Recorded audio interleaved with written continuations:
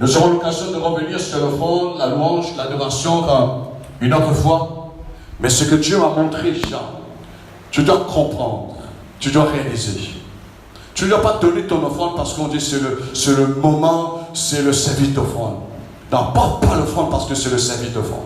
N'apporte pas l'offrande parce qu'on te fait une publicité ou bien qu'on met un verset biblique devant toi, tu apportes ton offrande. N'apporte pas ton offrande parce qu'il y a une location de cette salle. N'apporte pas l'offrande pour les ustensiles ou autre chose de la salle. N'apporte pas l'offrande de dire simplement je vais donner telle offre. Non, ton offrande tu offres à Dieu. Mais ton offrande doit être prophétique. Et j'ai vu des gens bien-aimés qui apportaient des offrandes prophétiques. Ça m'a étonné, moi, homme de Dieu. J'ai vu des païens qui m'ont donné des offrandes prophétiques. Ces gens, lorsque je suis retourné la fois suivante dans leur pays, ils ont appris que je viens à telle période. Et quand je suis arrivé, ils sont venus me voir. Ils m'ont emmené, bien aimé, visiter leur business. Le business était vraiment énorme. Et dans un autre pays, encore, un frère, il m'a emmené de visiter sa maison. Je croyais que je partais dans la maison d'un ministre, etc. Je dis, c'est à toi? Il m'a dit, oui, c'est à moi, ça. Dieu m'a béni. Je peux vous dire, bien-aimé, l'offrande que vous donnez doit être prophétique. C'est-à-dire, votre offrande doit avoir un nom. Donne un nom ton offrande. C'est-à-dire, ton offrande doit être, tu dois savoir est destiné à quoi? Parce que si tu donnes ton offrande comme cela, tu oublies Dieu. Mais nous savons que Dieu, il est le premier, le dernier. L'alpha et l'oméga. Le commencement et la fin. Amen. Tu dois mettre Dieu en premier. Moi, je ne donne pas l'offrande parce que chaque dimanche matin, je dois mettre... Non, bien-aimé, mon offrande est prophétique. Mon offrande que j'ai donnée ce matin depuis la semaine, je me suis préparé. Mon offrande, c'est l'offrande pour vaincre mes ennemis. Amen. Il y a des chrétiens qui prient. Il y a des chrétiens qui reçoivent toutes les impositions des mains de tous les pasteurs du monde entier. Il y a des chrétiens qui, je ne sais pas, qui lisent beaucoup. Je ne dis pas que c'est pas bon, bien aimé, mais ça ne marche pas quand même. Parce que Dieu a besoin d'une offrande pour agir. J'ai envie de te dire ce matin, Dieu a besoin de ton offrande pour agir quelque part dans ta vie. Tu as donné une offrande. Pour certains, vous négligez l'offrande. Mais laisse-moi vous dire que si tu négliges l'offrande, tu négliges l'intervention de Dieu dans ta vie. Tu négliges les miracles de Dieu. Toi-même, tu vas te priver un jour. Le diable n'a pas peur de ton argent. Mais il a peur de ton offrande. Et Paul avait compris en disant que l'amour de l'argent, c'est la racine de tous les maux. Mais quand tu donnes ton argent, tu connais ton offrande, toi. Tu connais combien Dieu te bénit. Et tu donnes selon ton cœur. Mais tu ne donnes pas parce qu'on a mis quelques versets bibliques devant toi. Mais ton offrande doit avoir une nature. C'est-à-dire la nature de ton offrande, c'est pour vaincre ton ennemi ce matin. Et j'aimerais que cette parole prophétique puisse pénétrer dans votre cœur. Et nous allons prendre la Bible sans plus tarder dans 2 Rois chapitre 3 verset 20. 2 Rois chapitre 3 verset 20. Dans l'Ancien Testament, vous avez Josué, Samuel, 2 Rois chapitre 3 verset 20. Prenez le commencement de la Bible. Et vous montez jusqu'à 2 Rois.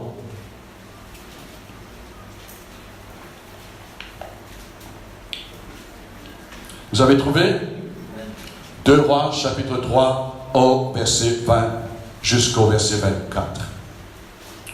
Alléluia. Et je vous conseille, je vous exhorte de reméditer chez vous à 2 Rois, chapitre 3, verset 1er jusqu'au verset 27. Vous allez voir, il y a beaucoup de révélations. Beaucoup de révélations pour l'Église, mais ce matin, Dieu m'a donné pour vous la révélation concernant comment le peuple d'Israël a pu vaincre les ennemis par leur offrande. Alléluia. Gloire à Dieu. Or, le matin, au moment de la présentation de l'offrande, voici l'eau arriva. C'est un l'eau miraculeuse qui est arrivée du chemin des Dômes. Et le pays fut rempli d'eau. Cependant, tous les Moabites, les adversaires du peuple de Dieu, ayant appris que les rois montaient, parce qu'ils se sont associés ensemble, les autres rois, pour vaincre les Moabites, pour les attaquer, on convoqua tous ceux en âge de porter les âmes et même au-dessus, et ils se tinrent sur la frontière.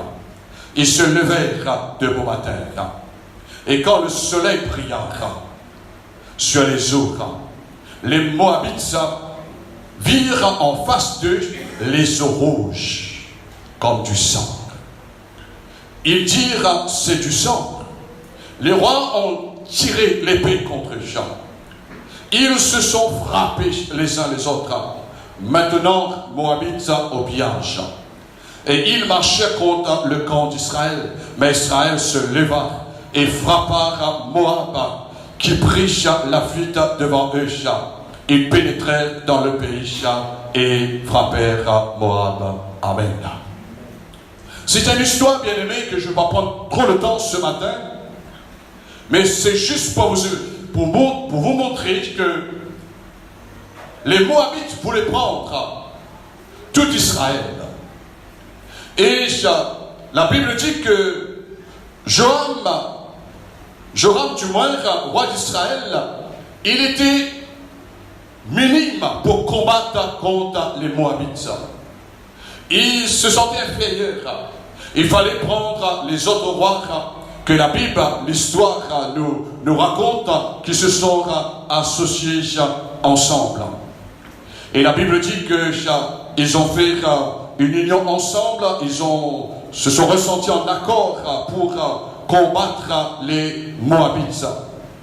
Et alors, la Bible dit qu'ils se sont associés avec les bétails, se sont associés avec les soldats, avec toute l'armée, et ils se sont montrés contre Moab. Mais il fallait la direction du Seigneur. Il fallait que Dieu leur donne une direction, comme la parole de Dieu. C'est pour ça, bien-aimé, tu dois bien souligner ça quelque part dans ton cœur, dans ton esprit. L'Éternel Dieu dit, ce n'est ni par la puissance, ni par la force, mais c'est par mon esprit. Vous allez lire chez vous, vous allez voir avant qu'ils ont demandé, il fallait qu'un prophète vienne pour donner la direction. Et là, Josaphat dit, n'y a-t-il pas ici aucun prophète de l'Éternel par qui puissions consulter l'Éternel? L'un des serviteurs du roi d'Israël répondit, il y a ici Élisée, fils de Shaphat, qui versait l'eau dans les mains d'Élisha. Et vous allez lire, bien-aimés, chez vous, et quand ils ont rencontré Élisée, Élisée les a demandé au verset 15 d'emmener un joueur de harpe. Et comme le joueur de harpe jouait, la main de l'Éternel fut sur Élisée. Pour montrer quand nous louons le Seigneur, je relâche son onction, bien-aimé. Si tu as compris ça, c'est pas le thème de mon message. Si tu as compris cela, tu vas louer Dieu sans cesse constamment. Parce que tu sais, quand tu loues Dieu, quand tu adores Dieu, la révélation arrive. Quand la révélation arrive, que l'onction du prophète arrive, le miracle derrière, bien-aimé. Dans la révélation, don de puissance qui accompagne derrière. Il y a des gens qui cherchent la puissance sans passer par la révélation. Faites très attention, bien-aimés, parce que les gens disent, oh, sur le foi, j'ai la puissance, j'ai reçu la puissance. Mais si on n'a pas la direction en premier, Dieu ne va pas nous donner la puissance si on ne sait pas utiliser. C'est-à-dire que nous ne sommes pas maîtres pour maîtriser la puissance de Dieu dans notre vie. Vous allez faire du tort vous-même et vous allez faire du tort aux autres personnes. Et alors, et Élisée dit, ainsi parle l'Éternel au verset 16, faites dans cette vallée des forces prophétiques, en disant, prépare l'eau, parce que la pluie va venir. Car ainsi parle l'Éternel, vous n'apercevez point du devant, et vous ne verrez point de bruit, et cette vallée se remplira d'eau par miracle, et vous boirez, et vos troupeaux, et vos bétails, parce qu'ils avaient quand même 7 jours pour aller en guerre. C'est-à-dire 7 jours de marche. Le chiffre 7, bien-aimé, ça veut dire la perfection. C'est-à-dire que tu as besoin de persévérer jusqu'au bout. Tu ne connais pas le bout de tes épreuves. Tu ne connais pas le bout de ta carrière, de ton pèlerinage sur cette terre. Tu ne connais pas tel problème, quand ça va arrêter. Il y a des chrétiens qui disent quand ça va arrêter. Quand ça va arrêter problème dans le couple, quand ça va arrêter problème avec les enfants, quand ça va arrêter problème dans le travail, quand ça va arrêter problème dans mon corps, on se pose beaucoup de questions. Mais alors, on a besoin de la révélation du Seigneur. On a besoin que l'onction du prophète vienne dans votre vie. Je dis qu'il faut que l'onction du prophète vienne dans votre vie, bien-aimé. Tu vas lire ta Bible, tu vas entendre des messages, mais tu n'auras pas la révélation dans ton esprit. Quand tu n'as pas la révélation, tu ne pourras pas faire la différence. Ton offrande même ne fera pas la différence parce que tu donnes, tu sens comme tu es obligé. Tu ne donnes pas honte. Tu donnes, ou bien tu ne donnes pas parce que tu ne comprends rien et le diable est en train de piquer ton argent.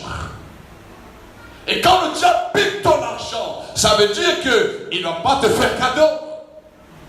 Il veut tout, lui. Il veut tout. Il veut ta vie. Il veut tout ce que tu as. Et il veut te détruire. Pourquoi il y a des chrétiens qui sont détruits aujourd'hui? La Bible dit manque de connaissance, manque de révélation, mon peuple périt. S'il n'y avait pas de prophète, ils ont dit il y a un gros problème. Le problème, c'est ce que nous ne savons pas la direction. Comment combattre les Moabites? Parce que sinon ils vont venir, ils vont prendre le territoire, ils vont prendre nos hommes, ils vont prendre nos bétails, ils vont prendre nos terres, ils vont prendre tout. Alors ils ont dit, il y a un prophète que Dieu a laissé s'appelle Élisée. Cet homme était soumis.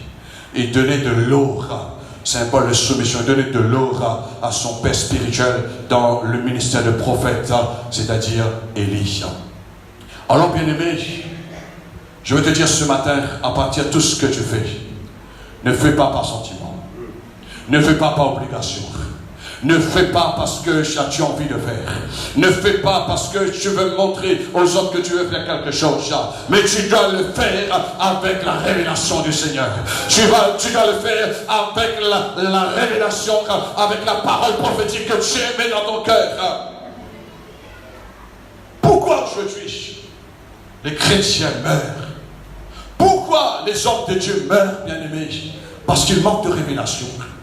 C'est aujourd'hui, et je sais mon temps, bien-aimé. C'est ça le temps de connaître dans le ministère. Le temps de mon ministère va cesser lorsque je ne vais plus recevoir les révélations du Seigneur. Mais tant que Dieu me donne les révélations, tant que Dieu me parle, bien-aimé, je serai obligé de continuer. Je ne peux pas dire dans 1 an, dans 2 ans, 3 ans, 5 ans, mais le ministère doit connaître, c'est-à-dire l'homme de Dieu doit connaître le terme de son ministère lorsque la révélation est terminée. Aujourd'hui, il y a des pasteurs, j'ai eu l'occasion de parler avec des hommes de Dieu, des anciens. Il y a des pasteurs qui sont encore dans le ministère, mais leur temps ministère, l'onction est finie. C'est un peu comme Élie est parti. Mais il fallait que Josué reprend le relais et Élisée reprend le relais d'hier. Et comme Moïse pour Josué. Alors ce matin, il faut que tout ce que tu fasses maintenant soit prophétique. Amen. Amen. Sinon, tu vas faire des efforts, tu vas te faire mal. Tu vas te faire mal puisque tu viens. Mais quand tu as la révélation, tout ce que tu fais maintenant, tu fais parce que Dieu t'a parlé. Ce n'est pas un homme qui t'a parlé, mais c'est Dieu qui t'a parlé. Alors la Bible dit qu'ils ont obéi la parole prophétique. Et la Bible dit, bien aimé, quelque part, ils marchaient contre les champs, contre le camp d'Israël. Mais Israël se leva et frappa Moab et prit la fuite devant eux. Ils pénétraient dans le pays et frappèrent Moab. La Bible dit, bien aimé, que à la mort d'Akab, le roi de Moab se révolta contre le roi d'Israël. Et le roi Joram sortit hors de Samarie et poussa en revue, passa en revue tout Israël. Et la Bible dit que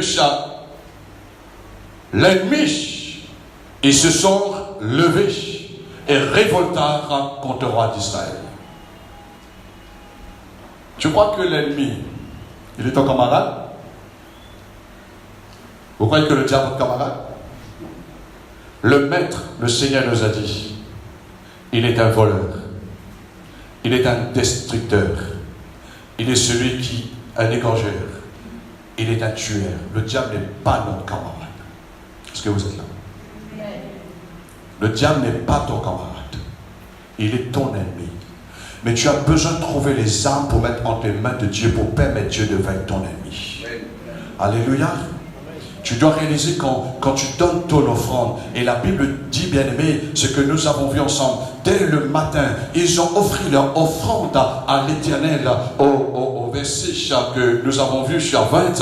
Or le matin, or au moment de la présentation de l'offrande, voici l'eau arriva du chemin des Dômes et le pays fut rempli d'eau.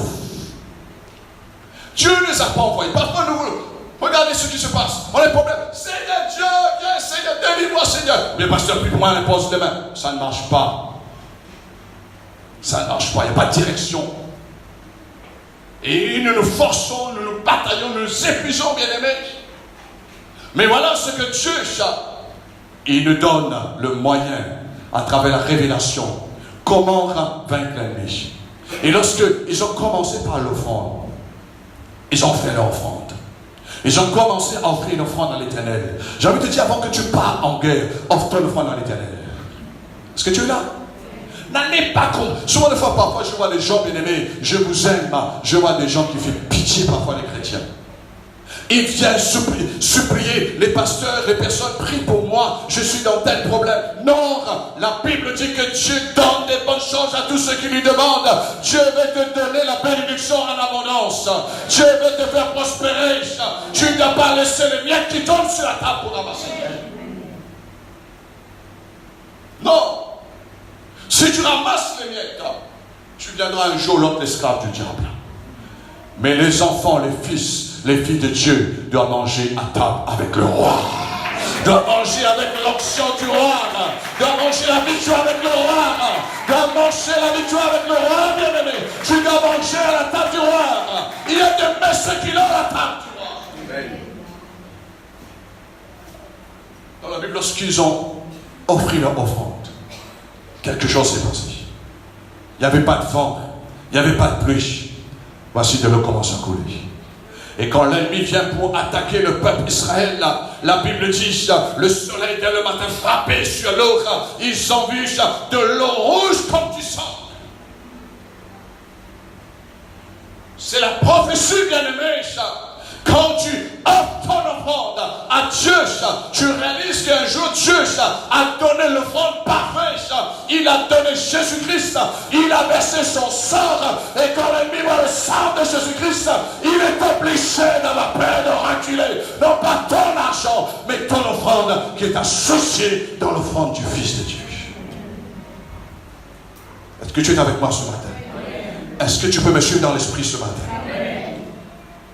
Parce que moi, je vais t'emmener de la part du Seigneur. L'Esprit de Dieu veut t'emmener en haut dans la révélation.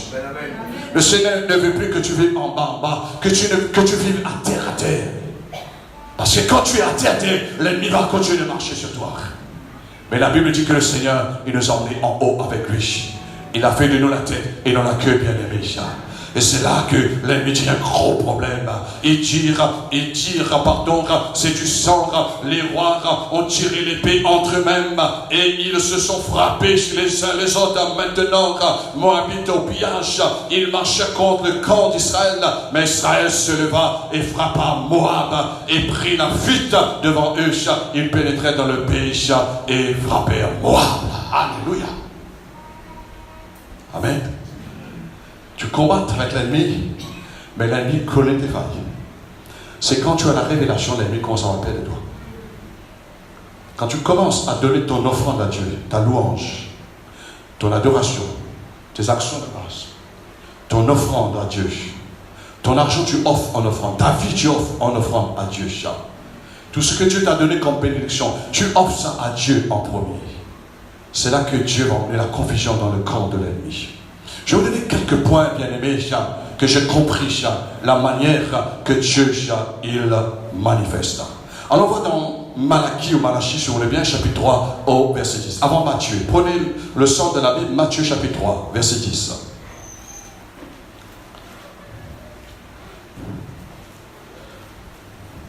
Moi, je ne suis pas un doctrinaire sur la dîme, bien-aimé. Alléluia. Est-ce que vous êtes là? Hein? La dîme est pour les gens qui ont la foi. Les gens qui ont la compréhension de la parole de Dieu. Si tu n'as pas la révélation, tu ne donnes pas ta dîme parce que tu vas donner, parce que tu es forcé, tu auras la tristesse. La Bible dit tu dois donner avec joie. Et tu dois comprendre la dîme quand tu donnes. Amen. Gloire à Dieu. Mais ne cherche pas des excuses pour ne pas donner. Sinon tu seras malheureux. Malachie chapitre 3 verset 10. Apportez à la maison du trésor tous les dîmes, pas seulement un dixième, quand vous donnez tous les dîmes, ça peut être en nourriture ou autre, selon que Dieu vous fait prospérer, afin qu'il y ait de la nourriture dans la maison. Mettez-moi à l'épreuve du ciel de la sorte, dit l'Éternel des armées, et vous verrez si je n'ouvre pas, voilà ce qui s'est passé pour le peuple Israël, pour vous les écluses des cieux, pour envoyer la pluie, si je ne répands pas sur vous la bénédiction en abondance. Au verset 11, pour vous, lorsque vous allez mettre Dieu à l'épreuve avec votre offrande, votre dîme, pour vous, Dieu le Seigneur, je menacerai celui qui vous dévore. Il va menacer tes ennemis lorsque tu commences à donner à Dieu l'offrande, c'est-à-dire ton offrande, c'est pour vaincre l'ennemi. Et il ne vous détruira pas, Dieu le Seigneur, le fruit de la terre, et la vigne ne sera pas stérile dans vos campagnes, dit l'Éternel des armées. Amen. C'est extraordinaire. Il y a des gens souvent des fois donnent l'offrande disant, ou bien la dîme, je donne l'offrande, je donne la dîme pour prospérer. Non, ne cherche pas la prospérité en premier. Cherche premièrement le royaume de Dieu. Cherche la justice de Dieu. Amen. Cherche la justice de Dieu. Cherche à marcher dans la vérité. Ne cherche pas en disant, je donne mon offrande, je donne ma dîme afin que je puisse être béni. Je sais, écoutez-moi bien aimé. Il y a eu une discussion. Pour certains peut-être vous ne n'étiez pas né, d'autres personnes qui n'étaient pas encore nées de nouveau ou nées humainement parlant. Moi j'ai vu des discussions dans le passé dans les églises et avec les pasteurs, les pastorales. Ils ont commencé à faire une compétition, disons, qui est l'église qui récolte le plus d'offrandes, qui récolte plus d'argent. Il y a un pasteur qui se sont mis en avant disant, nous récoltons tant d'argent dans l'église, nous avons ceci, nous avons cela. Mais un pasteur parmi, il était dans l'esprit, il a dit, mais l'église est pauvre. Spirituellement, l'église est pauvre. L'église n'a plus d'onction. L'église n'a plus de révélation. L'église n'a plus la joie de vivre. L'église, pour eux, c'était seulement ce qu'ils voyaient avec leurs yeux, non pas ce qu'ils portaient dans ce monde, la lumière que les gens avaient besoin. C'était tout simplement, bien aimé, si on peut dire, un masque qui était là sur l'église. Et le problème est arrivé entre eux après. Les pasteurs se sont tirés entre les uns vers les autres. Voyez-vous, bien aimé, c'est pas la somme, c'est pas la quantité qu'une église va récolter d'offrandes que va mettre Dieu en action dans la vie de l'église. Mais la manière que tu donnes à Dieu. C'est la manière que tu donnes à Dieu. Si tu donnes ton offrande pour être bien avec moi, garde ton offrande. Ça ne va pas marcher. Si tu donnes ton offrande pour que les autres voient que chaque dimanche tu viens là, c'est pas bon. Mais ton offrande, c'est une offrande que tu offres à Dieu. C'est une offrande que Dieu va transformer. Et ce que Dieu, il nous parle dans le prophète Malachie en disant, si vous allez me mettre à l'épreuve, vous allez apporter vos dîmes, vos offrandes. Je veux emmener la nourriture dans la maison. L'Éternel dit, et vous verrez si je n'ouvre pas les écrits des cieux pour vous, si je ne répands pas sur vous la bénédiction en abondance, comme vu pour le peuple Israël, il a répondu la pluie pour aider les bétails et ainsi pour aider le peuple, les hommes. Et l'Éternel dit au verset 11, pour vous, ceux qui ont compris de donner à l'Éternel, je menacerai celui qui vous dévore. Tu ne peux pas, écoutez-moi bien, tu ne peux pas protéger ton argent, mais que Dieu protège ton argent. Est-ce que tu es là? Est-ce que tu es là? Moi, j'ai fait une très grande expérience dans ma vie. Moi, j'ai fait une grande expérience dans ma vie. Je demande à Dieu, Seigneur, pourquoi cela? Pourquoi j'ai perdu 10 000 euros, Seigneur? Vous savez qu'est-ce que Dieu m'a dit? Pas un jour, pas des jours, pas dans un mois. À l'instant même, l'Esprit de Dieu m'a répondu. C'est juste pour voir si ton cœur est attaché avec l'argent. Si c'était un autre homme de Dieu, aurait crié, aurait fait beaucoup de tapage. Est-ce que vous me voyez, bien-aimé? Est-ce que vous me voyez, bien-aimé? Je n'ai pas encore fait le calcul combien Dieu m'a béni au-delà. Mon cœur n'est pas attaché avec l'argent. si mon cœur était attaché avec l'argent, j'aurais perdu l'onction, j'aurais perdu la consécration, j'aurais perdu beaucoup de choses. Et je n'aurais même pas donné les autres pasteurs, bien-aimés, une offrande. Aider les personnes qui n'ont pas à manger. C'est juste pour voir. Et Dieu permet souvent de voir. Ce que nous disons, ah, moi, je ne suis pas attaché avec l'argent. Je vous pose la question, vous allez répondre ça, non? Ah, moi, je ne suis pas attaché avec l'argent. Mais attends quand Dieu va te tester. Mais il vaut mieux dire, Seigneur, aide-moi à faire ta volonté. Aide-moi à pratiquer la justice. Aide-moi à faire ce que la parole de Dieu me dit. Et Dieu fera le reste dans ta vie. Alléluia. Dieu permet l'adversité. Comme nous avons entendu le message mercredi soir par la sœur Françoise. Dieu permet l'épreuve, bien-aimé. Mais il ne va pas t'abandonner. Il ne va pas te délaisser. Et aujourd'hui, mes enfants, lorsqu'ils me disent, mais papa, qu'est-ce qui se passe dans ta vie? Tu es tellement béni comme cela. Je dis, tu sais, quand tu fais la volonté du Seigneur, quand tu marches dans la vérité, Dieu ne peut pas rester indifférent à ton égard. Mais si tu marches dans le mensonge, si tu marches dans l'erreur, si tu marches en dehors de la volonté du Seigneur, Dieu ne peut pas être avec toi. Dieu est avec nous lorsque nous gardons sa parole. Alléluia. Alors nos offrandes donnent à Dieu de l'estime. Amen. Quand tu offres à Dieu ton offrande, quand tu donnes à Dieu ta louange, ton adoration, tes actions de grâce, tu donnes de l'estime à Dieu. Tu places Dieu en haut, ce qu'il mérite. Tu places Dieu en premier. Tu places Dieu au devant. Tu es fier. Tu ne loues pas Dieu comme ça. Loue Dieu mon frère. Non Dieu mon frère. Pourquoi donne pas?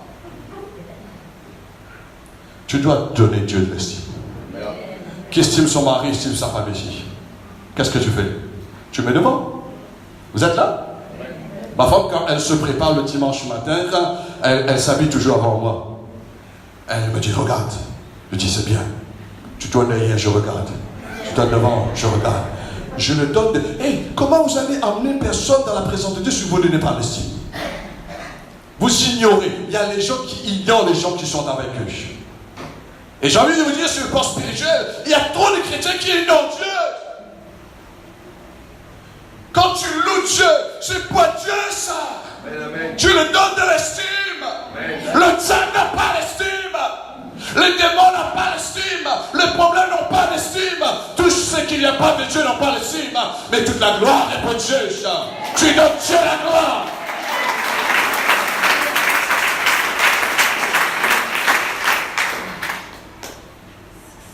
Que l'onction prophétique vienne dans votre vie ce matin. Amen. Dieu ne veut pas que tu meurs, mais il veut que tu vives. Je ne peux pas vous dire combien l'Église est en train de mourir aujourd'hui, spirituellement, et même humainement parlant, bien aimé, à cause de manque de prophétie. L'Église est tombée dans la routine. L'Église est tombée, bien aimé, dans un contentement de ce qu'ils ont. Ils sont fiers là, mais Dieu n'a plus l'estime. Dieu n'a plus sa place dans l'Église. Alors, quand on offre notre offrande, on donne Dieu de l'estime. On place Dieu au devant de nous, bien-aimés. C'est-à-dire, maintenant quand tu vas combattre ton ennemi, maintenant quand tu vas entrer dans la prière, tu sais que Dieu est déjà devant, tu as donné Dieu de l'estime à travers ton offrande. Ce qui se passait parmi le peuple saint. Ils ont ôté le matin, ils ont offert à Dieu l'offrande. Ils ont donné Dieu l'estime. Ils ont mis Dieu le premier, le commencement, la fin. La Bible dit. Alors, c'est là que le miracle est arrivé. L'eau est arrivée. Ah, les soldats avaient de l'eau à boire. Les bétails, les bêtes avaient de l'eau à boire. Ils étaient en forme pour battre leurs ennemis, leurs adversaires. Mais de l'eau, cette eau est venue miraculeusement. Cette eau est venue, bien aimée. Qu'est-ce qui a fait que cette eau a été déclenchée? Par une offrande. Et à travers cette offrande qui a déclenché le miracle, qui a emmené de l'eau, et à travers de l'eau, ça emmené, lorsque Dieu te bénit, ça emmène la confusion dans le corps du diable. Mais lorsque tu n'es pas béni, Dieu, le diable emmène la confusion dans ta vie. Je répète. Quand tu es béni, tu emmènes la confusion dans le camp du diable. Mais quand tu n'es pas béni, le diable emmène la confusion dans ta vie. Tu vas vivre Tiboudzas, les racistes. C'est-à-dire tu mises le dernier, le tout pour le tout. Ne faites pas ça si vous êtes là dans cette limite. Mais la bénédiction de Dieu doit t'accompagner. Tu sais pourquoi Dieu a béni le peuple? Vous savez pourquoi Dieu a déclenché de l'eau? Vous savez pourquoi Dieu était d'accord pour donner de l'eau à ses bétails et même aux soldats? Parce que Dieu était estimé, il était considéré. Mais quand Dieu n'est pas considéré dans quelque chose, jamais il va emmener la provision que nous avons besoin. Alors, tu mets Dieu au devant dans le combat. Tu mets Dieu en face de ton ennemi. Lorsque j'étais en train de préparer ce message, c'est bon quand nous prions dans le nom de Jésus, non? Le diable arrive dans le nom de Jésus-Christ te cherche, mais tu n'as pas réalisé encore. Jésus, c'était l'agneau de Dieu qui a été sacrifié à la croix pour vaincre l'ennemi de nos âmes. Tu pries parce que tu as un nom, mais tu ne réalises pas le sacrifice. Quand tu donnes ton offrande, quand tu pries, Dieu voit ton offrande, il ne peut pas rester différent. Il ne peut pas rester différent. J'ai vu tous les miracles dans ma vie. Des victoires que Dieu m'a données. Je me rappelle une fois, le diable était en train de me bloquer dans mon permis. Je dis non, il y a un problème. Il y a une forte opposition. J'ai même souvent des fois des paroles de mépris. Mais Dieu m'a dit, donne-moi une offrande dans ta dîme, donne-moi une offrande dans ta dîme. C'est pourquoi j'ai cette bonne habitude de pratiquer. Quand je vois qu'il y a quelqu'un, je vais honorer, non, pas un charlatan, pas, je ne sais pas, un clown, mais quelqu'un qui sert le Seigneur, qui a besoin dans l'œuvre du Seigneur.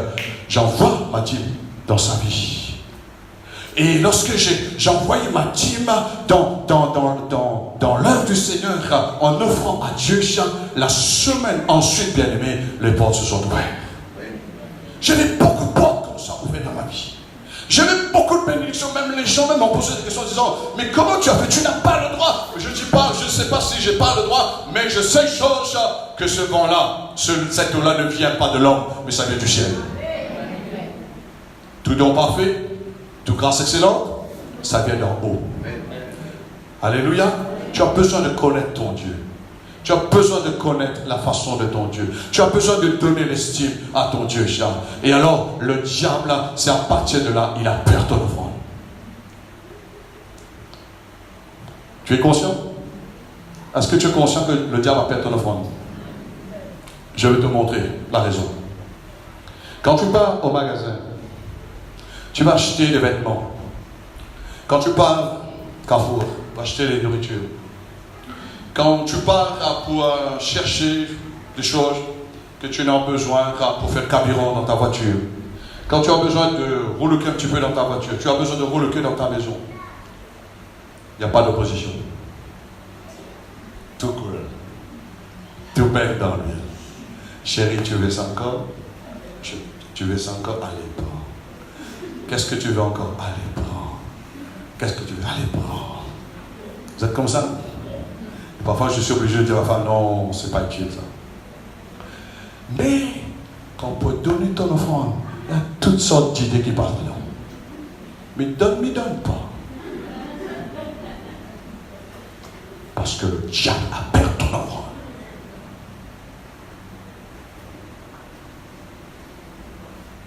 Parce que un paquet de cigarettes pour jeter en fumée. Le diable t'encourage. Prends tes paquets. Parce que la boutique est loin.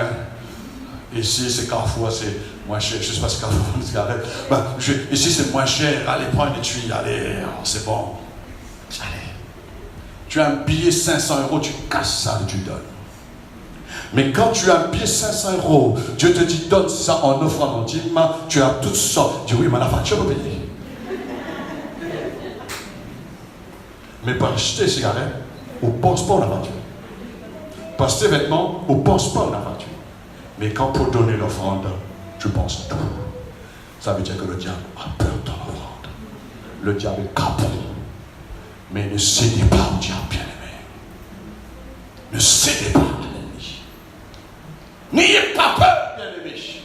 Parce qu'il va te défendre. Même pour ta louange. Si on met, par exemple, je ne sais pas quel chant. Hein? Pompé, pompé, pompé. Jusqu'à grand matin, pompé.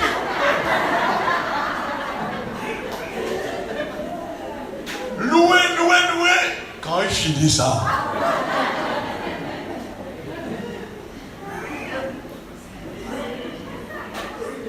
Ça veut dire que le diable a peur, votre louange. Tout ce que le diable a peur, il va vous paralyser quelque part. Voilà l'échec qui est arrivé dans la vie des chrétiens.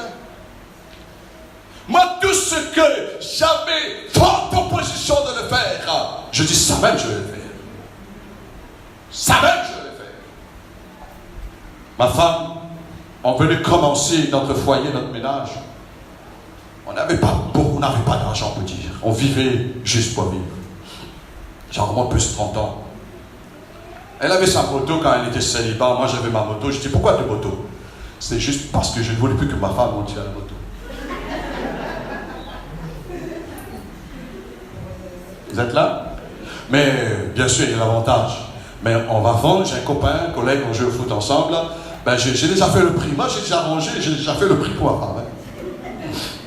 Je dis, bon, il prend la moto à 600 francs. Ah ben, c'est bon. Combien tu as acheté la moto? Ben, elle m'a dit que j'ai acheté, je crois, 400 francs, 500 francs. Mais on fait un bénéfice. Je suis un bon businessman, moi. Mais mon cœur n'est pas avec le business. Mais mon business, c'est avec Dieu.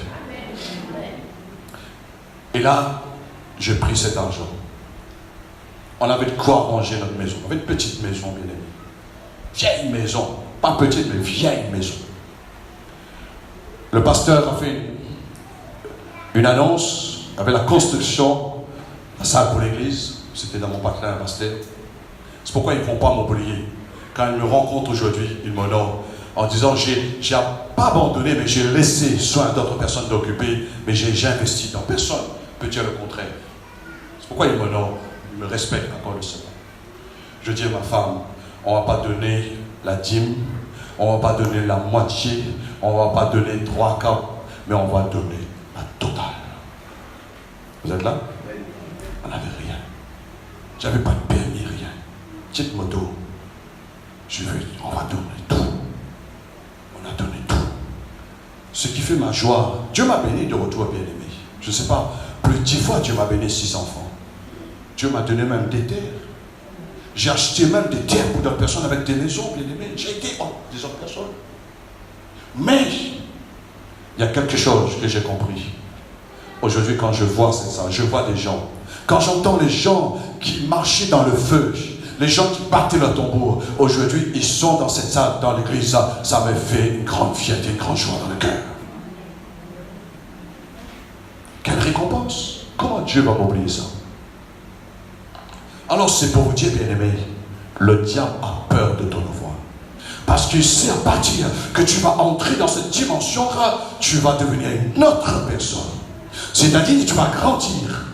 Tu vas devenir quelqu'un qui a la compréhension, quelqu'un qui a trouvé les clés pour permettre que les églises de cieux soient ouvertes. Tu as dit, si tu vas me mettre à l'épreuve, vous allez voir, c'est pas ouvert pour vous les églises de cieux. C'est là que tu ouvres, mais tu peux fermer aussi. Si tu as l'incrédulité, si tu ne réalises pas ton offrande que tu donnes à Dieu, il y a un chant que j'aime bien que nous avons chanté, c'est dans le psaume, offre pour sacrifice à Dieu des actions de grâce. Ton offrande est comme une action de grâce. Accomplis tes vœux envers le Très-Haut. Et le Seigneur, il est celui qui va te donner, il va te délivrer de tous tes ennemis. Alors, bien-aimés, avant de terminer, la nourriture, pour la nourriture du moins, vous n'avez pas de combat. Non. Pour la nourriture, souvent de fois, on achète, on gaspille. La Réunion, c'est comme ça. Mais en Inde, à Madagascar, il y a beaucoup de combats. Alors, c'est juste pour vous dire, mais quand nous commençons à penser comme le dimanche matin, moi, je ne prépare pas mon offrande ou ma dîme le dimanche matin, moi, bien-aimé. Hein? Moi, je commence à préparer ça depuis de la semaine. Je sais combien Dieu me donne, combien j'ai besoin, mais ça, c'est pour Dieu, je ne mets pas. Mais quand je mets mon offrande, bien-aimé, je ne mets pas mon offrande pour dire que ça, c'est pour payer la salle. Non, Dieu pourvoit pour payer la salle. Mais mon offrande est prophétique. Mon offrande, là, je vous donne une des révélations. J'ai l'occasion de vous donner d'autres révélations. Mais mon offrande, c'est pour vaincre mon ennemi. L'ennemi qui oppose pour la construction de la salle, l'ennemi là sera vaincu. Dieu va mettre la confusion dans le camp de l'ennemi. Et Dieu va confirmer sa parole là. Alors, bien-aimé, ne jouez pas avec Dieu, on ne joue pas au hasard. Avec Dieu, on va miser, puis Dieu. Non, c'est pas cela, bien-aimé. Tu dois faire les choses avec acte de foi et selon la parole du Seigneur. Amen. Alors, bien-aimé, pour te dire ce matin, votre offrande est une arme entre les mains de Dieu. Mais quand ton offrande est avec toi, c'est une arme contre toi. Le diable va utiliser cette offrande pour te détruire. Vous avez une raison? Le diable va utiliser cet argent pour que tu achètes le cigarette et tu tues ton poumon. Le diable va prendre cet argent que tu peux donner pour que Dieu travaille en ta faveur, pour que tu gaspilles ça dans l'alcool, tu gaspilles ça, je ne sais pas, dans la voiture. Julien, tu vas regretter. Combien de chrétiens sont de foi? J'ai vu des chrétiens qui regrettent. Vous savez, quand je dépense mon argent, bien-aimé, j'investis dans quoi que ce soit. Si je regrette, je me réponds. Je dis, Seigneur, cet argent n'est pas parti dans la bonne main. C'est un voleur qui a pris mon argent. Mais quand on donne à Dieu, Dieu de retour, il nous fait prospérer. Et il protège aussi notre argent. Amen. Alors, ton offrande est une arme entre les mains de Dieu.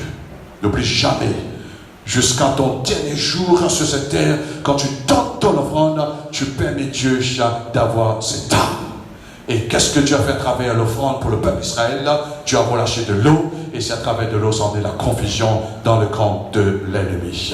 Alors ce matin, nous allons terminer dans Hébreux chapitre 13 au verset 15. Alléluia. Est-ce que vous êtes bénis ce matin? Amen. Et tu vas être béni encore ce matin, dans les jours à venir. À chaque fois quand tu donnes ton offrande, tu dois prier sur ton offrande, tu dois prophétiser sur ton offrande. Alléluia. Gloire à Dieu. Et même si tu arrives là le jeudi soir, Dieu t'a parlé, tu as une offrande, tu te lèves et je dis, ce soir mon offrande est destinée pour permettre à Dieu d'entrer en action en ta faveur. Il y a des combats, sinon tu vas attendre jusqu'à la fin de ta vie, tu n'auras jamais la victoire. Mais tu dois faire déclencher l'intervention divine à travers ton offrande. Hébreux chapitre 13 au verset 14, nous lisons ensemble. Car nous n'avons point ici-bas de cité permanente pour toujours, mais nous cherchons celle qui est à venir. Par lui, par Jésus-Christ, offrons sans cesse à Dieu un sacrifice de louange. Ce que vous avez fait ce matin, amen. C'est-à-dire le fruit des lèvres qui confessent son nom. Et n'oubliez pas. Amen. Ne pas seulement l'église pour chanter, pour voir la Sainte Seine. N'oubliez pas quoi? Hein? Ton offrande. C'est-à-dire, n'oubliez pas, dit Paul, la bienfaisance et la libéralité. C'est de tels sacrifices que Dieu prend. Dieu prend plaisir. Dieu prend plaisir de ton offrande. Les apôtres ont compris cela avant nous, bien-aimés. Et c'est là que le chrétien, lorsque tu loues Dieu avec ton offrande. Il y a un homme de Dieu qui a dit cela avant moi. Si tous les chrétiens, est-ce que vous devez passer un message aux autres chrétiens, les rétrogrades? Si tous les chrétiens, le dimanche matin, étaient fidèles pour louer, pour adorer Dieu, pour apporter leur offrande, l'évangélisation sera plus vite faite. Qu'est-ce qui retarde l'évangélisation? Ce n'est pas le prédicateur, ce n'est pas les miracles, mais ce que l'Église n'arrive pas de mettre Dieu au devant. Il y a des pasteurs, souvent de fois, c'est arrivé en disant, pasteur, j'ai un problème, je ne peux plus continuer dans le ministère parce que je suis coincé. Je dis non, je vais te bénir. Résultat, qu'est-ce que j'attends? J'attends que les âmes soient sauvées. Qu'est-ce que j'attends de retour? Mais par contre, si un pasteur me dit envoie-moi l'argent tous les mois, ou tous les 3 mois, ou tous les, je ne sais pas quand, il change de voiture, ben je dis là, il y a un problème, là, allez travailler. Hein. Ça ne marche pas. Mais tu as besoin pour faire avancer l'évangile là. Et quand j'entends de retour, les pasteurs me disent, tu sais, pasteur, homme de Dieu, il y a des âmes qui sont venues au Seigneur. Je dis gloire à Dieu. C'est pas pour le profit de l'homme, mais c'est pour permettre l'intervention de Dieu dans l'église. Dieu prend plaisir lorsque nous lui offrons nos sacrifices de libéralité, de générosité, c'est-à-dire notre offrande bien-aimée, accompagnée de nos offrandes. Ce que Dieu prend plaisir, ça touche le cœur de Dieu. Vous savez, quand on parle de toucher le cœur, quand quelqu'un touche votre cœur, hein? Parfois on dit, hey, il a fait telle action, ça a touché mon cœur. Je suis émerveillé, je suis content, je prends plaisir. C'est-à-dire, il a touché le sang de ta vie. Quand tu touches le cœur de Dieu, Dieu prend plaisir. Vous savez, il y a des choses que Dieu ne prend pas plaisir. Mais ici, l'offrande, Dieu prend plaisir. J'ai envie de vous dire, tout ce que tu vois dans la parole, particulièrement, Dieu prend plaisir de la générosité, de la libéralité, de l'offrande. Alors, venez, tu vas toucher le cœur de Dieu. Peut-être ton offrande n'était pas bien élevée ce matin, c'est-à-dire la louange. Peut-être ton adoration n'était pas tellement élevée ce matin. Peut-être tu n'as pas osé ouvrir ta bouche pour remercier le Seigneur publiquement. Tu as la honte, tu as la peur. Mais lorsque tu apportes ton offrande, tu libères le cœur de Dieu à ton égard. Tu libères l'intention de Dieu à ton égard. Et c'est à partir de là, quand tu donnes ton offrande, tu peux dire merci Dieu, tu m'as béni comme David a dit. Ce sont ce que j'ai reçu de tes mains, je te bénis de retour. Dieu t'a donné la santé, Dieu t'a donné la force, Dieu a protégé ton argent. Ton argent va d'aller plus dans les médicaments, mais Dieu t'a donné la santé. Amen. Aujourd'hui, les offrandes ne passent plus dans les médicaments. Ah, je ne sais pas, hein? Wow, fou, là. Et quand je vois ce que le diable a fait des ravages bien aimés dans l'église, on doit faire très attention. Et ça, c'est les stratégies du mal pour détruire le corps de Christ. Alors, je termine pour vous dire, tu touches le sang de sa personne et Dieu se réjouit. Il est dans un grand contentement. Quand tu mets Dieu dans une très bonne disposition de contentement, il va te défendre envers tous tes ennemis. Vous savez pourquoi? Parce qu'il se souvient de ton offrande. Il se souvient de ton offrande. Dieu se souviendra toujours de votre offrande. Jamais le Seigneur va vous laisser dans le manquement, dans la famine, dans la sécheresse. Mais il va se souvenir de votre offrande. Mais c'est un peu. Parfois on prie, Seigneur, oui, Seigneur Dieu, je veux ça, Seigneur ça. Le Seigneur dit, oui, mais fais quelque chose. Fais quelque chose pour que tu puisses attirer mon attention en ton égard. Fais quelque chose. Combien de gens ici ont fait l'expérience? Combien de gens? Moi, j'ai vu bien aimé. J'ai vu des gens qui étaient délivrés de la mort. Et je disais à ces personnes, Dieu va délivrer ton enfant de la mort. Vous croyez que j'ai parlé comme ça pour encourager la personne seulement? Non. Je sais cette personne. Elle a déjà donné son offrande à Dieu. Et quand je fais une prière, je dis Seigneur, non pas seulement je prie pour la sœur, Seigneur. Seigneur, fais un miracle. Non, souviens-toi de la bienveillance. Souviens-toi de la libéralité. Souviens-toi de son offrande. Si quelqu'un n'a jamais fait l'offrande, comment je veux dire ça à Dieu? Vous croyez que je vais raconter devant Dieu en disant Seigneur, ça, c'est une bonne personne, Seigneur, lui. Non. Ce que tu as fait, tu as permis que tu sois agréable à l'égard de Dieu. Allez au commencement, allez voir l'exemple de Caïn avec Abel. Abel était agréable à Dieu. Voyez-vous, bien aimé? Abel était agréable. On voit que Caïn, bien sûr, la jalousie, la colère a poussé la haine dans son cœur pour tuer son frère.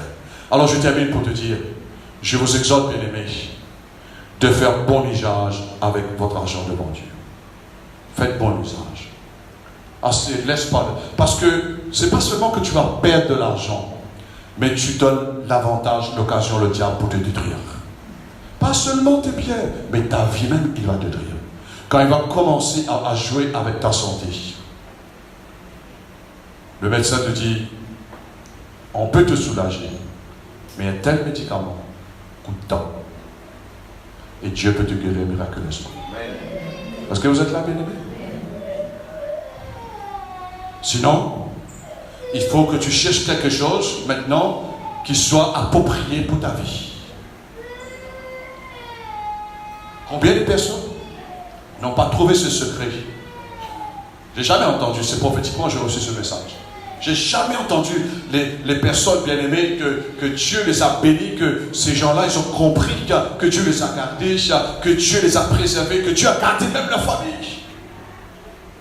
Parce que c'est là que nous permettons Dieu d'avancer au-devant de nos grands. Alors fais bon usage avec ton argent. La Bible dit, bien-aimé, que ton argent, bien sûr, bon usage, ce que l'argent sera à ton avantage. Moi, j'ai compris ça. L'argent peut devenir, comme Paul dit, si on devient, on a l'amour de l'argent, il est la racine de tous les maux. Il peut devenir ton ennemi, ton propre ennemi. Ah oui, l'argent peut devenir ton propre ennemi. Vous ne croyez pas, non? Allez, demande Judas. Qui est devenu l'ennemi de Judas? Qui a donné accès au diable pour détruire Judas, bien-aimé? C'est pas l'argent. Satan est entré parce qu'il y avait un mauvais usage avec Judas. Si Judas aurait dit, Pierre, Jacques, Philippe, André, qu'est-ce qu'on fait? Allons offrir, allons consacrer. Il n'y avait pas cette révélation. Mais son cœur, c'était de gagner. Et gagner. Satan dit, je vais te donner encore plus. Tu trahis le mec. Tu seras bien gonflé pour toute la vie. Il est parti se pendre. C'est parti vite, hein? Voyez-vous comment la vie part très vite souvent des fois, bien aimé? Mauvais usage concernant de l'argent. Et quelqu'un dit avant moi, l'argent c'est un bon serviteur, mais un mauvais maître.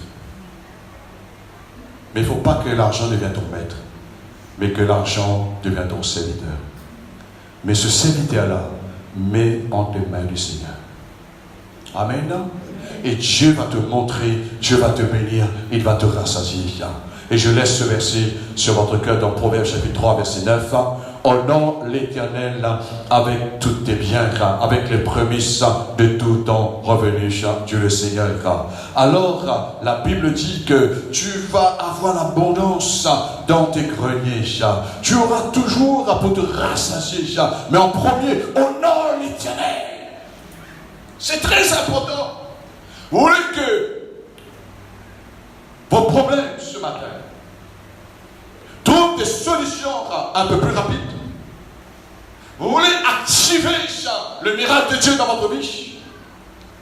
Quand tu arrives chez toi, comment dire, t'as l'offrande.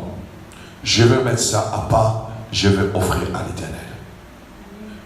Je ne vais pas donner l'offrande parce que l'homme de Dieu a besoin de changer ses paires de lunettes. L'homme de Dieu a besoin de la nourriture. Non, c'est pas cela que je parle. Mais Seigneur, je te donne cette offrande parce que j'ai un grand problème dans ma famille. J'ai un grand problème avec mes enfants. Je te donne cette offrande, Seigneur, afin de permettre, Dieu, qu'à travers cette offrande, je puisse vaincre mes ennemis. Est-ce que vous connaissez le diable ici? Ça va être dimanche. Regarde comme le diable ne peut rien pour rien. Et le diable c'est un menteur. Le diable n'a rien donné. Et les gens donnent même, bien aimé. Ça me dimanche. Le diable dit donne tout ton argent. Dieu ne te demande pas de donner tout, bien aimé. Il sait ce que tu as besoin. Et après, vous en avez quoi? Kaboui. Amen, kaboui. Qu'est-ce que tu as encore? Enfant, combien tu as? Et sur la rate à moi, il prend des petits bébés là, moi. Fini. L'ennemi, il a appris, il connaît comment Dieu travaille lorsque Dieu est honoré. C'est pourquoi la Bible dit d'honorer l'Éternel. J'ai envie de te dire, honore Dieu. J'ai envie de te dire ce matin, honore Dieu et déshonore le diable. Est-ce que tu es prêt pour déshonorer le diable? Déshonore le diable. Ça me dérange parfois, je vois les chrétiens qui honorent le diable, qui s'associent avec l'ennemi. Et je sais, vous savez pourquoi ça me dérange? Parce que je sais l'ennemi va détruire sa vie un jour ou l'autre. Mais je sais une chose, maintenant, si le chrétien, il honore Dieu, Dieu va construire sa vie. Dieu va construire sa famille. Dieu va construire sa génération qui vient derrière. Son avenir, c'est un avenir béni. Même quand tu vas quitter la terre, tes enfants vont hériter. Tes enfants vont hériter. C'est très mauvais quand papa et maman ne donnent pas le vent à Dieu. Ils privent les enfants plus qu'en bénédiction. Ils privent. Et j'ai vu, j'ai terminé bien aimé, des chrétiens malheureux. Il y a des chrétiens souvent de fois disent, moi je ne viens plus à l'église parce qu'il faut donner l'offrande. Mais ces gens-là, ils sont malheureux. Ils se sont détruits par eux-mêmes. Parce qu'ils n'ont pas compris. Ils n'ont pas compris. Et c'est pourquoi Dieu, depuis des années, Dieu m'a béni, bien aimé, que Dieu va continuer à me bénir jusqu'à mon dernier souffle de vie sur cette terre. Dieu m'a toujours dit, tu ne manges pas le pain des autres. Tu ne prends pas aucun salaire. Moi, je vais te donner ce que tu auras besoin. Et c'est pourquoi aujourd'hui, je peux dire aux autres, tu es un mercenaire, ou bien que tu es un roi de Dieu, tu es envoyé. Parce que quand Dieu envoie quelqu'un, Dieu choisit quelqu'un, il donne aussi la provision ensemble. Mais maintenant, pas dire que nous sommes bénis, bénis, bénis. Et moi, je connais des gens bien aimés, ils sont bénis, bénis, bénis. Moi, je suis des pasteurs. Les pasteurs, chaque fois, oui, donne-moi, donne-moi, donne-moi. Mais jamais ils donnent les autres. Je dis, tu ne pourras pas avancer dans ta vie.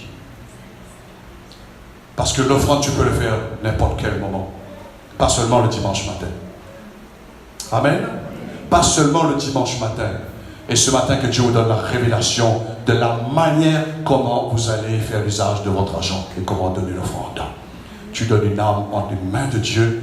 Ne donne pas le diable ton argent pour te détruire, mais donne, quand tu donnes, donne toujours à Dieu, à moins quand tu achètes pour manger, à moins quand tu as des projets comment dire ça, pour la maison, ça c'est autre chose. Mais Dieu va te donner la victoire et tu auras la victoire pour la construction dans tous tes projets, mais il faut que ton offrande soit sur l'autel.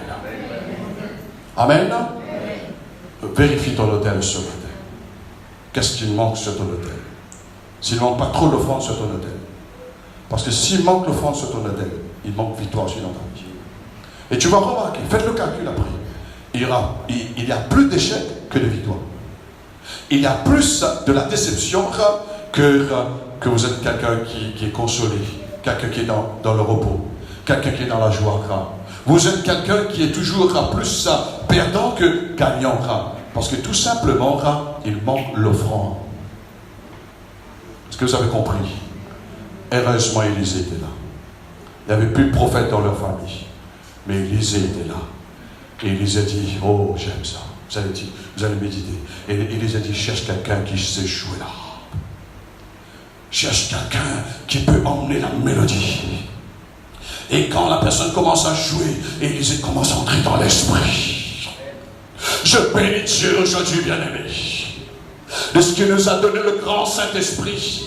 Le Saint-Esprit habite en nous, bien-aimés.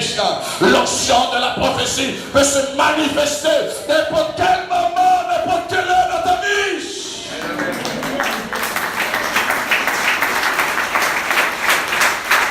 Élisée, comment? Élisée, maintenant, reçoit pendant il a dans Dieu, loue Dieu.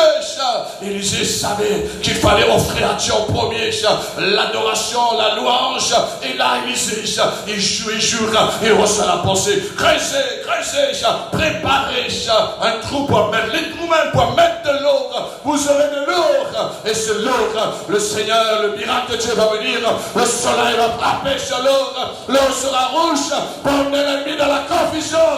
Et vous allez rentrer dans la victoire. Bien-aimés, l'île de la Réunion se trouve entre les mains. L'offrande que tu donnes à Dieu. Ce message sera un message pour révolutionner l'Église pour cette année. Pas seulement ici, mais les églises où Dieu va permettre que je puisse prêcher. Peut-être je vais changer le message. Parce qu'il y a des pasteurs parfois qui me disent, tu sais, apôtre, homme de Dieu, on est obligé de tricher. Je dis, mais qu'est-ce que vous faites? L'argent est juste pour payer la salle. Mais tu ne vis plus. Je le regarde, moi. Tout en même chemise, tout en même pantalon, tout en même chaussures. Mais je dis un gros problème. J'ai donné quelques pensées. J'ai parlé avec un homme de Dieu cette année, parce que j'ai parlé avec pas mal des hommes de Dieu. Et je dis que nous, mystères apostoliques, nous sommes différents. Parce que nous avons cette onction, nous avons cette clé. Je n'ai pas peur de parler les gens sur le front, parce que j'ai la révélation du Seigneur sur le front, moi. Parce que je n'ai pas besoin de votre offrande, bien-aimé. C'est Dieu qui a besoin de votre offrande. Pour que Dieu agisse en votre faveur. Ce n'est pas moi qui va agir en votre faveur, mais c'est Dieu qui va agir en votre faveur. Élisée n'avait pas besoin d'offrande du peuple, mais le peuple de Dieu avait besoin d'honorer l'Éternel. Alors honore l'Éternel. Et Dieu va t'honorer. Amen. Pas seulement vous d'élèves. Dieu le prophète Isaïe. Ah oui, Seigneur, je t'aime, Seigneur, je t'aime. Mais quand Dieu te dit maintenant, il y a la vérité, apporte ton offrande dans la maison de l'Éternel. Seigneur, tu sais, je ne peux pas marcher aujourd'hui, j'ai mal au genou. Seigneur, tout d'un coup là, quand je veux apporter mon offrande, j'ai reçu un tour de vente. Ah oui, ça peut arriver, hein? Un miracle contraire, tu as mal au ventre à l'instant même. Quand on a terminé de passer l'offrande, tu as plus mal au ventre. Et tu risques d'avoir mal au ventre, tu ne seras jamais guéri. Parce que tu es contrarié par le stress de donner à Dieu. Paul a dit, donner avec joie. Amen. Quand tu as des contraintes, tu emmènes des contraintes dans ta vie. Quand tu as la joie, tu emmènes la joie dans ta vie. Amen. Que Dieu relâche sa bénédiction de vos vies. En nom de mettre debout. Alléluia. Acclamons le Seigneur ce matin pour la révélation. Acclamons le Seigneur pour la parole prophétique qu'il nous a donnée. Et je sais que la parole de Dieu, elle ne va pas retourner vers lui sans avoir fait son effet. Cette parole de Dieu doit faire son effet.